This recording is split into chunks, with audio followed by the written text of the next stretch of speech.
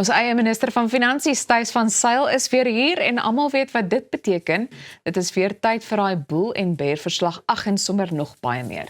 Welkom terug, Thys. Elsa, lekker om hier te wees. Goed, kom ons begin internasionaal. Wat was die grootste drywers in internasionale markte die afgelope week?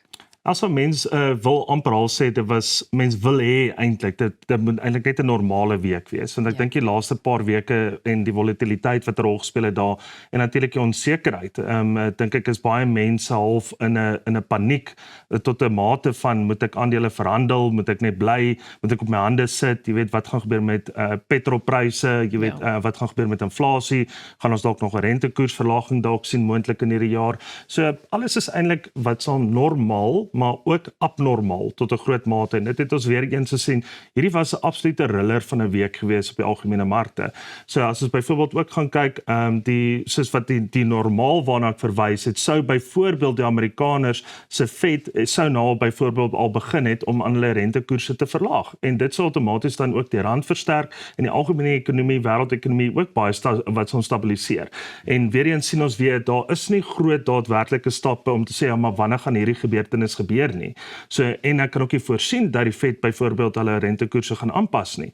So as ons dan nou van daar af beweeg, weer eens die normaal teenoor die onnormaal. Normaal is nog steeds, daar gaan altyd 'n tipe van 'n olieprys-segment 'n rol speel, maar die abnormaal is natuurlik weer die prys van tussen 110 selfs tot $115. Jy weet waar hy gespeel het deur die loop van die week. Die probleem wat ons daar het is natuurlik die inflasie wat hy basies weet onder druk plaas wêreldwyd, nie net ook in Suid-Afrika nie. En natuurlik daai verwagting wat ons by die pompe gaan kry, jy weet een van die dae van tussen 5 tot 8 rand. En ek dink dit is regtig waar traumaties. As jy byvoorbeeld dan ook gaan kyk wat se druk en dit op die boere plaas en natuurlik dan weer terug na kosprys toe. Want nou as jy byvoorbeeld 'n boer het jy ook 'n algemene begroting vir jou jaar, vir jou oes, vir jou insetkostes ensovoorts. En as jy byvoorbeeld sulke tipe van 'n skoksegment het, jy weet van ongeveer tussen 20-25%, jy weet van een van jou produkte wat jy die meeste gebruik, soos byvoorbeeld diesel, en dit kan 'n traumatiese watsaam impak hê op jouself as 'n boer en natuurlik ook prysgewys ek en jy as 'n verbruiker, want uit die aard van die saak moet daar dan ook natuurlik jy weet 'n prysaanwysers gemaak word. Jy weet ons sê die dinge moet duurder word om vir hierdie elemente te kan betaal. En dan natuurlik die rotasie van aandele. Ons het dit gesien, die markte het baie swaar getrek.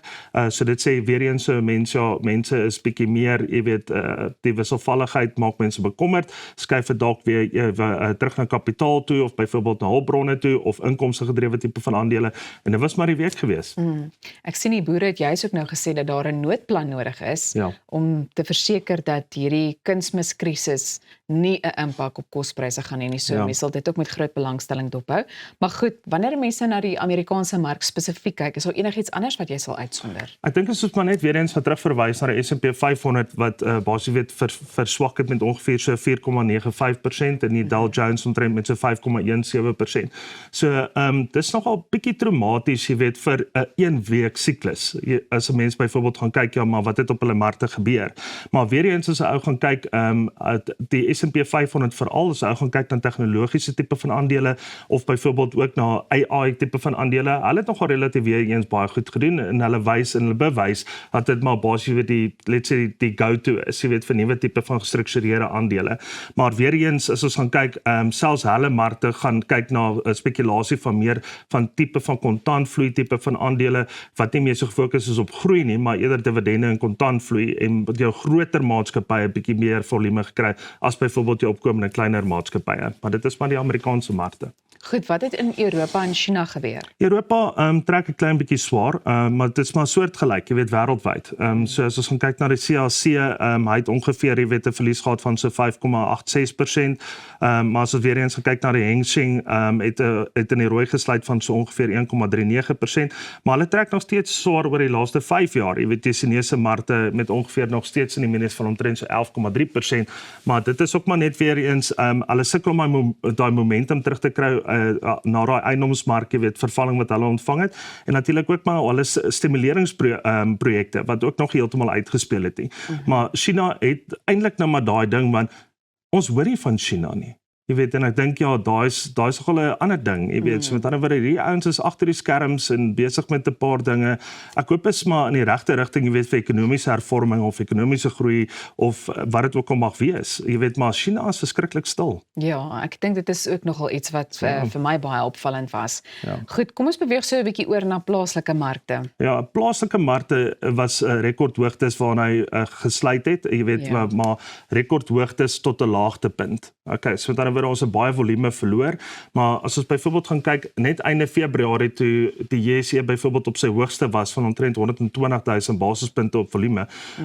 En dan natuurlik as jy gaan kyk, letterlik 'n jaar terug tot en met nou toe, was daar ongeveer amper 40% se groei op die JSE gewees. So met ander woorde, dis massief. Okay, so met ander woorde, daai 40% het daarop gegroei vir die laaste 12 maande, maar nou vanaf wat so in Februarie het ons gesien ja, daai tendens wat hy weer afgaan van ongeveer 15% se verlies. Okay, in 'n kwessie van minder as 'n maand. So laasweek was natuurlik baie aggressief geweest, het verliese gehad van so 5,43% en dan natuurlik jy weet as ons gaan kyk wat hierdie week wat voorlê. Ja, ek dink as ons nou nog so tipe van 'n week het of 2 weke van dit het, want onthou as jy byvoorbeeld in die markte geklim het letterlik 'n jaar terug, dan het jy 40% se tipe van groei gehad hang waar jy was. Soos byvoorbeeld daai voorbeeld wat ek gee is op die top 40 gebaseer, maar as ou byvoorbeeld nou gekyk, dan is jy ewe skielik nou terug op 25%. So as jy byvoorbeeld nou nog steeds die hele tyd die houe vat, verstaan, dan moet jy op 'n besef kom saam met jou adviseur. Kom ons moet seker maar verkoop byvoorbeeld, jy weet, en ons sit dit byvoorbeeld in 'n ander instrument tydelik, sodat hierdie regstelling, as dit dan nou regstelling is, of as dit byvoorbeeld dan nou 'n markgreep is, jy weet, wat op ons markte gaan plaasvind, jy weet, dan nou vir die volgende 12 maande, 18 maande, 24 maande, ek dink net 'n mens moet nou begin proaktieflik na die situasie kyk, want om verliese te hê van 15% binne 'n kwessie van 2-3 weke, met die uitsig om addisionele 5 tot 10 tot 15% te verloor, is nie in my opinie goeie advies of die regte wat so 'n pad om te stap nie. Goed, wat het met die rand gebeur en wat is die huidige vooruitsig vir rentekoerse in Suid-Afrika? Ja, ek dink die belangrikheid van rentekoersverlagings is dit raak my in jou sak ook. Okay, en ek kyk daar buite. En ek dink ja, ons het regtig vir laas jaar so goeie jaar gehad waar ons nou 'n bietjie gesels het en ons het stelselmatig gesien ja, Suid-Afrika is eintlik in 'n lekker plek. Ek bedoel ons JSE presteer, ons rentekoerse word aangepas, ons inflasie is onder beheer, ons begrotingsrede het goed gegaan. Suid-Afrika het in 'n positiewe bruto binnelandse produk se groei het hy geëindig. So alles gaan basies jy weet proaktief vir Suid-Afrika op hierdie gegeewe stadium. Tot en met nou. En nou jy weet skielik is dit daai van wat moet ons nou maak? Gaan ons paniek aanjagend wees en ons gaan besluite maak of gaan ons sit en wag vir dit en nog verliese maak of gaan ons nou proaktieflik vooruit begin beplan? En ek dink ja, dit is net so belangrik want as ons gaan kyk weer eens die rand is nou weer vanoggend net so oor die R17 weer gegeewe. So as ons byvoorbeeld dan nou gaan kyk goud is wat som weer by daai 4,300 4,400 marge. So net om te dink 'n maand terug was ons amper op pad na $6,000 toe. Jy weet hier is ons eweskielik by $4,300 toe. So daai is skrikkelik wisselvallig.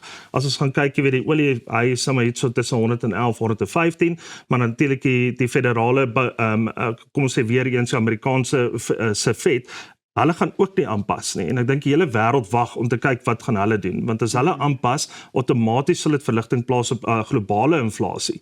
Maar as hulle nie gaan aanpas nie, dan is dit slegte nuus vir die rand. Dan gaan ons weer terug hier na 18,50 toe baie vanaf.